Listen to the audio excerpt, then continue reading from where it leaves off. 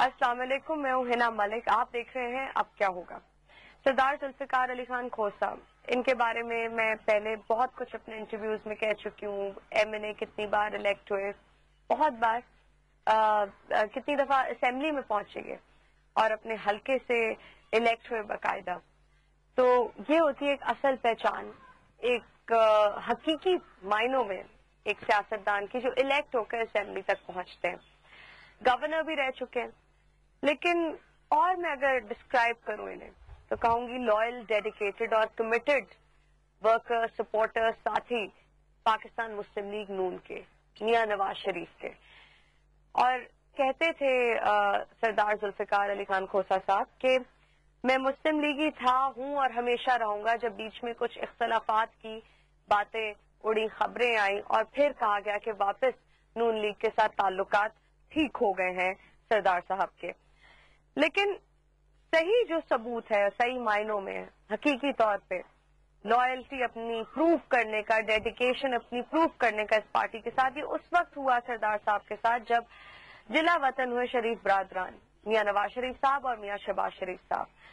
جب جلا وطن ہوئے تو پیچھے پارٹی کو انٹیکٹ ہی نہیں رکھنا بلکہ زندہ رکھنا ایک طرح سے کہہ سکتے ہیں، وہ کام، وہ فرض نبھایا، وہ پورا کیا سردار ذوالفقار علی خان کھوسہ صاحب نے. جبکہ بہت سے ایسے ساتھی تھے اس وقت کے مسلم لیگ نون کے جنہوں نے بلکہ اپنے آگے فیکشنز بھی بنا لی مسلم لیگ کے، اور کچھ ایسے تھے جو پرویز مشرف کے ساتھ جا کر شامل ہو گئے. اور یہ نہ بھولا جائے کہ انتہا کا پریشر تھا اس وقت سردار ذوالفقار علی خان کھوسہ صاحب پہ کہ وہ مسلم لیگ نون کو یا تو چھوڑ دیں یا مشرف کے ساتھی بن جائیں یا پھر آگے جو فیکشنز بنے ہیں مسلم لیگ کے اس کا حصہ بن جائیں. ایسا نہ کیا سردار صاحب نے، لیکن اس کے بعد جب کہہ سکتے ہیں کہ ریٹرننگ فیور ہی ہو گیا ایک طرح سے، تو سردار ذوالفقار علی خان کھوسہ صاحب کے صاحبزادے کو چیف منسٹرشپ بھی دی گئی. لیکن اس کے بعد معاملات جس طرح تلخ ہو گئے وہ پوری کہانی ہمارے سامنے. اور پھر واپس سردار صاحب جس طرح پھر نون لیگ کے ساتھ تھے ہی، لیکن اختلافات ہونے کے باعث دوبارہ نون لیگ کے ساتھ ہی رہے، جیسے کہ انہوں نے کہا کہ میں مسلم لیگی تھا، ہوں اور رہوں گا. اس کے بارے میں آج ہم بات کرنے والے ہیں اور بہت سے معاملات ہیں، اس پہ بھی بات کریں گے. ان کے حلقے کی سیاست کے بارے میں بھی ایک بار پھر آج میں بات کرنا چاہوں گی سردار صاحب سے. تو آغاز کروں گی اپنی اس گفتگو کا اپنے خاص مہمان سردار ذوالفقار علی خان کھوسہ صاحب کے ساتھ. جی السلام علیکم سردار صاحب، تھینک یو فار جوائننگ ان. سردار صاحب، آئی ایم شیور آج جب میں نے یہ انٹروڈکشن دیا تو پرانی یادیں کافی تازہ ہو گئی ہوں گی کہ جب جلا وطن ہوئے شریف برادران، آپ نے الائیو رکھا پارٹی کو، کیوں؟ میرے ذہن کی اور میری سوچ کے مطابق یہ میری ذمہ داری تھی. جب یہ مارشل لا لگا اور مسلم لیگ کی قیادت جیلوں میں چلی گئی تو جو اس وقت کے سینئر مسلم لیگی کہلاتے تھے وہ بڑے ڈاماڈول ہو گئے تھے. نام لینا بے سود ہے کہ وہ سارا نقشہ لوگوں کے سامنے ہے. تو اس وقت مجھے میاں نواز شریف نے پنجاب چیپٹر کا صدر نامینیٹ کر دیا تھا. بالکل. بہرحال پھر ایک امانت تھی ان کی میرے پاس، ٹھیک، اور میں نے اس امانت کو پوری دیانتداری سے سنبھالا. اور جب وہ آئے واپس امن و امان ان کی امانت ان کو سونپ دی. میں نہیں سمجھتا کہ میں نے کسی پہ احسان کیا ہے یا یہ بہت بڑی بات کی ہے. لوگوں کے لیے اس لیے غالباً یہ بڑی بات لگتی ہے کہ آج خلوص، وفاداری، دوستی نبھانا یہ بہت کم ملتا ہے. بالکل. شاید اس وجہ سے لوگ سمجھتے ہوں گے، میری سوچ کے مطابق جو میرا ورثہ ہے، میں کبھی اپنے کسی دوست سے غصہ کر لینا، کوئی سخت بات ہو جانا، یہ تو خیر دوستوں میں بھی چلتا رہتا ہے، ہونا چاہیے. لیکن میں نے کبھی کسی دوست کو دھوکہ نہیں دیا، کبھی کسی دوست کو بلا وجہ بلا جواز چھوڑا نہیں، کبھی بھی نہیں. اور بلکہ آپ نے مجھے پرانی بات یاد کرا دی. جب پہلی مرتبہ میاں نواز شریف صاحب چیف منسٹر بنے تھے 85 میں، تو میں ان کی کیبنٹ میں نہیں تھا، ان کی کیبنٹ اور تھی. اور آپ کو یاد ہوگا ان کے خلاف 86 میں نو کانفیڈنس کی موو چلی تھی، اور ان پرویز الہی اینڈ کمپنی یہ لوگ تھے. 4 ان کے کیبنٹ ممبرز تھے، 4 منسٹرز تھے جنہوں نے شروع کی تھی یہ کیمپین ان کے خلاف. تو میاں صاحب سے میں ملا, کچھ ایم پی ایس کو میں واپس لانا چاہتا تھا, جوڑ کے گئے تھے, وہ باتیں ان سے ہوئی, وہ انہوں نے شکریہ ادا کیا. تو میں نے کہا نہیں میاں صاحب, میں نے آپ سے ہاتھ ملایا ہے, میں آپ کا ہاتھ نہیں چھوڑوں گا. آپ میرا ہاتھ چھٹک دیں گے تو آپ کا اختیار ہوگا, میں آپ کا ہاتھ نہیں چھوڑوں گا. میں تو اس بات پہ قائم ہوں آج تک. لیکن سردار صاحب, آپ نون لیگ کی ٹکٹ پہ یہ بات تو ماننی پڑے گی کہ آپ نون لیگ کی ٹکٹ پہ کامیاب ہوتے رہے اور کامیاب ہوئے اس بار بھی, لیکن پھر بھی آپ نے ان کی مخالفت کی. کس نون لیگ کی کہاں؟ کافی حد تک ایک طرح سے 2012 میں لگتا تھا کہ آپ مخالفت کر رہے ہیں. بتائیے کہاں؟ خاموش رہا. مخالفت نہیں ہوئی, خاموشی. 12 میں تو کوئی ایسی بات نہیں تھی. آپ 13 کے الیکشن کی بات کر رہے ہیں. نہیں, کہیں بھی نہیں, کہیں بھی نہیں. بلکہ جو پارلیمنٹری بورڈز بنے تھے اور جن کی تقسیم ٹکٹ کی تقسیم جن کے سپورٹ تھی, میں اس کا ممبر تھا, اور وہ سارا وہ پروسیجر کیری آؤٹ ہوا. مجھے پارٹی نے صرف میری خواہش تھی میں نیشنل کنٹیسٹ کروں, مجھے انہوں نے پروونشل کا ٹکٹ دیا, میرے بیٹے کو نہیں دیا. اس کے باوجود میں ساتھ رہا. کس نے کہا آپ کو میں نے مخالفت کی؟ لیکن آپ نون لیگ کی ٹکٹ پہ کامیاب ہوتے رہے, آپ اس بات کو تسلیم کریں گے؟ نہیں. 85 تک تو نون لیگ کا وجود نہیں تھا. بالکل, وہ تو نہیں تھا, لیکن اس کے بعد کیونکہ I was one of the senior members of the party, تو مجھے نہیں رہے گی ٹکٹ پارٹی. ہمیشہ میں انڈیپینڈنٹ الیکٹ ہوتا رہا ہوں. یعنی اس بار بھی اگر آپ انڈیپینڈنٹلی کنٹیسٹ کرتے تو آپ کامیاب ہوتے؟ ایسی بات کرنا کوئی اس میں فائدہ نہیں ہے. لیکن وہ ایک ضلع پتہ نہیں, آپ کبھی آئیں, آپ اس ضلع کو آگے دیکھیں. بالکل ضرور, آئی وڈ لو ٹو. اور پھر جو میرا ایک تعلق ہے میرے اپنے الیکٹوریٹ سے اور اپنے ضلع سے, مجھے خوشی ہوتی ہے کہ میں پارٹی کے ٹکٹ پہ لڑوں, کیونکہ میں اس جماعت کو چاہتا ہوں. میں نے خود کہا کہ آپ مسلم لیگی ہیں, آپ کا اپنا اسٹیٹمنٹ. لیکن یہ نہیں ہے کہ اللہ معافی دے, میں اللہ کا محتاج ہوں ہر لمحہ. اس لحاظ سے میں محتاج نہیں نون لیگ کی ٹکٹ کے کسی کا.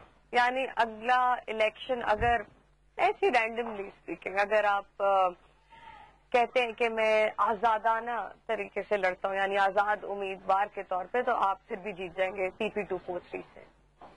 PP 243 ہو یا کوئی جہاں میں پہلے بھی جو بھی DG خان کا جو بھی حلقہ ہو. دیکھیے میں نے اپنے ضلع کی, ٹھیک ہے, جو میری حکومت وقت ہوتی تھی, مسلم لیگ کی حکومت ہوتی تھی, اور میری جو فرمائشیں تھی وہ پوری کی. یعنی کالج میرے بیٹے تو نہیں پڑھ رہے تھے یا میرے پوتے تو نہیں پڑھ رہے تھے. اسکول میں اضافہ, اپ گریڈیشن آف اسکولس, BISC کا وہاں قیام کرنا, ورنہ ہم ملتان سے اٹیچڈ ہوتے تھے. College of education, medical college, university, Dera Ghazi Khan university, polytechnic institute, یہ سارے ادارے بنے ہیں. کامرس کالج بنا ہے, کالج آف ایجوکیشن بنا ہے.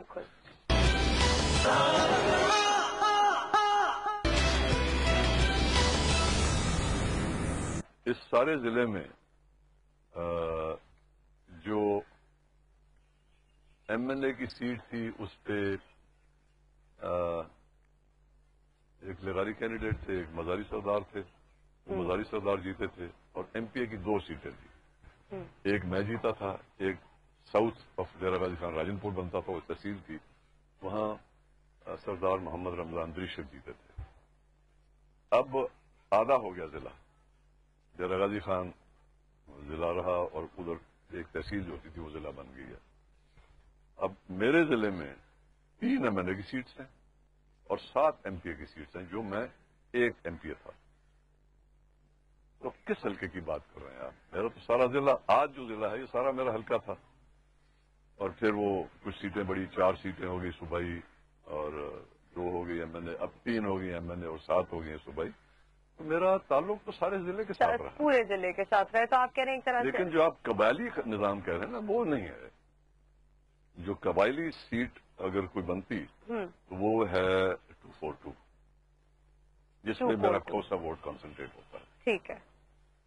اس حلقے سے تو مجھے 5 الیکشن ہو گئے, میں لڑا ہی نہیں. وہ تو میں نے اپنے چھوٹے کزنس کو دیا. بالکل بالکل. لیکن جب یہ بائی الیکشن ہوا ابھی ریسنٹلی کچھ ماہ پہلے ہی, اس میں پی ٹی آئی کے کینڈیڈیٹ جن کا نام ہے جی احمد علی خان صاحب، یہ جیت گئے، اور آپ کے جو صاحبزادے ہیں وہ رنر اپ تھے، 19,000 کے قریب ان کو ووٹ پڑے، اور جو جیتے احمد علی خان انہیں 23,000 کے قریب ووٹ ملے. تو اب آئیڈیلی تو یہ پھر آپ کے بیٹے کو جیتنا چاہیے تھا. تیسرے رنر اپ کو کتنے؟ تیسرے کے فگرز ابھی نہیں ہے میرے پاس، but they were really low. No, 17,000. 17 تھے. Okay, I don't have those figures. That son of mine جو مجھے چھوڑ گیا، اور پی پی پی. بالکل، ایبسلیوٹلی، بالکل. تو میرا ووٹ تھا 19 اور 17، 36,000. اچھا، تو آپ کہہ رہے ہو کہ 36 تھے. بالکل، دیٹ میک سینس. بالکل بالکل. یہ زمینی حالات دیکھیں آپ، یعنی مجھے تو نقصان دیا ہے، تحریک نے نہیں دیا. تحریک کے ساتھ جو شامل ہوئے ہیں کہلاتے مسلم لیگی ہیں اور شامل ہوئے ہیں اس طرف، وہ بہت مضبوط ایک ثبوت میرے پاس موجود ہے. لوگ چھوڑ دیجئے اس کو. لیکن ان کے اس حرکت کے باوجود کہ انہوں نے اپنی پارٹی کی ٹکٹ کی مخالفت کی اور پی ٹی آئی کی سپورٹ کی، مجھے تو ہرایا تو میرے بیٹے نے ہرایا، اپنے بڑے بھائی کو. میں تو نہیں تھا، میں نے تو وہاں. لیکن یہ سارے پھر ووٹ کمبائنڈ آپ کے تھے. No doubt about it. سب حالات بتا رہے ہیں آپ کو، ریکارڈ بتا رہا ہے آپ کو. 17,000 19,000 میکس 36,000. تو آپ یہ نہیں کہیں گے پی ٹی آئی کی جیت تھی؟ دیکھیے، پی ٹی آئی کا جب غبارہ بہت چڑھا ہوا تھا جنرل الیکشن میں، یہ تو بائی الیکشن تھا، مسلم لیگ کی گورنمنٹ بن چکی تھی مرکز میں بھی اور صوبے میں بھی، حالات بدل چکے تھے، ان کا غبارہ پھٹ چکا تھا. اس وقت اس کے 14,000 آتے ہیں. آپ ریکارڈ اٹھا کے دیکھیے، اس وقت اسی احمد علی دریشک صاحب کے 14,000 آتے ہیں. اور بائی الیکشن ہے کہ نا، آپ ذرا اپنی پلیز لاجک استعمال کریں. بائی الیکشن ہے، پنجاب میں حکومت مسلم لیگ کی ہے، مرکز میں حکومت مسلم لیگ کی ہے، اور جو ایم این اے ہے اوپر آزاد کھڑا ہوا تھا مسلم لیگ میں جا چکا ہے. And yet P T I not only maintains its vote of 14,000 gain 7-8,000. وہ 22-23 پہ چلی جاتی ہے. کیسے؟ عمران خان پٹ چکا ہے، پی ٹی آئی پٹ چکی ہے، اور وہ اپنے ووٹ انکریز کر رہا ہے. مجھے سمجھا دیے کس فارمولے کے تحت. اچھا، ویسے ووٹر ٹرن آؤٹ بھی کم رہا تھا، 39% رہا تھا اس بائی الیکشن میں. پرسنٹیج چھوڑ دیں، ووٹ 14,000 سے 22,000 کیسے بنا، یہ مجھے بتا دیں. یہ آپ سمجھائیے نا، ہلکا آپ کا سردار صاحب. میں کہہ رہا ہوں کہ جن لوگوں نے مسلم لیگ کو جوائن کیا، ان لوگوں نے اس طرف ووٹ ڈلوایا. آئے ضلع میں آئے، وہ آپ کو ثبوت میں وہاں دے دوں گا. اچھا. اور میں نے اپنی قیادت کو یہ بتایا ہے. اور ان کا رسپانس کیا تھا؟ بڑی سختی سے ہم نے ان کو کہا تھا کہ ہماری ٹکٹ کو سپورٹ کرنا وغیرہ وغیرہ. ٹھیک ہے، لیکن یہ حقائق موجود ہیں، زمین پہ موجود ہیں. اور میں آپ سے لاجیکلی پوچھ رہا ہوں کہ 14,000 والا جنرل الیکشن میں لیتا ہے. 14,000 جب ان کا غبارہ بھی ہوا میں تھا کہ نہیں تھا؟ بالکل. پی ٹی آئی کا تب تو تھا نا، بالکل یہ سویپ کریں گے، یہ کریں گے، وہ کریں گے، کلین سویپ کریں گے. ہاں، وہ سویپ نظر آ چکی تھی، سارے ہو چکے تھے، اور وہ 14,000 سے 22,000 پہ چلا جاتا. مجھے اس کی لاجک سمجھا دیں. اچھا، آئی سینس لاٹ آف نیگیٹیوٹی جب آپ پی ٹی آئی کی بات کر رہے ہیں آپ کی گفتگو سے، کہ آپ جو پی ٹی آئی کے بارے میں ایک پرسیپشن بیان کر رہے ہیں کہ پارٹی جو ہے پرفارم نہیں کر پائی، آپ یہ کہہ رہے ہیں، ایسا لگتا ہے. If I am wrong then please correct me. Secondly آپ کہتے ہیں کہ پارٹی ایک طرح سے جو آپ کہہ رہے ہیں پٹ چکی ہے. کیا یہ بات ٹھیک ہے؟ الیکشن میں پٹ چکی ہے. میں آپ کو آپ کے سوال کے جواب میں کہہ رہا ہوں کہ بائی الیکشن کے بعد وہ پارٹی پٹ چکی تھی، الیکشن ہار چکی تھی. I should have use the word ہار چکی. پٹ کہہ دیا میں نے. وہ الیکشن ہار چکی تھی، تو اس کے بائی الیکشن اس کا ووٹ کیسے بڑھ گیا اس صوبے میں جہاں مسلم لیگ کی حکومت بن چکی ہے. But generally as a party, generally دیکھیے اس میں بہت کچھ کہا جا سکتا ہے. انہوں نے بھی دائیں بائیں سے لوگ کھینچے ہیں جو، اور کہا ہے، ان کی قیادت نے کہا ہے، میں نہیں کہہ رہا ہوں، آپ مجھے ڈینائی نہیں کر سکتے. اب ہمارے پاس ونرز آ گئے ہیں. تو آئیڈیالوجی تو نہیں ہے نا، پھر ونرز کی بات ہے نا. اب ہمارے پاس سیٹ جیتنے والے آ گئے ہیں. یہ کہا ہے یا نہیں کہا؟ وچ آئیڈیالوجی از دس؟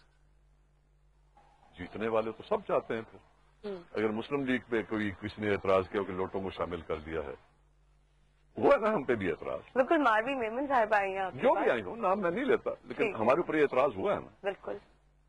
हमने तो फिर भी एक फॉर्मूला के तहत दिया था कि ये पीछे बैठेंगे और 2-3 साल के बाद फिर जैसे अपनी लॉयल्टी और लेकिन वो अप्लाई नहीं हुआ। लेकिन असूल तो ये तय हुआ था ना हमारा। ठीक, इन प्रिंसिपल ये तय हुआ था। ठीक। अब इनकी तो अपनी लीडरशिप की स्टेटमेंट्स मौजूद हैं कि अब हमारे पास विनर आ गए।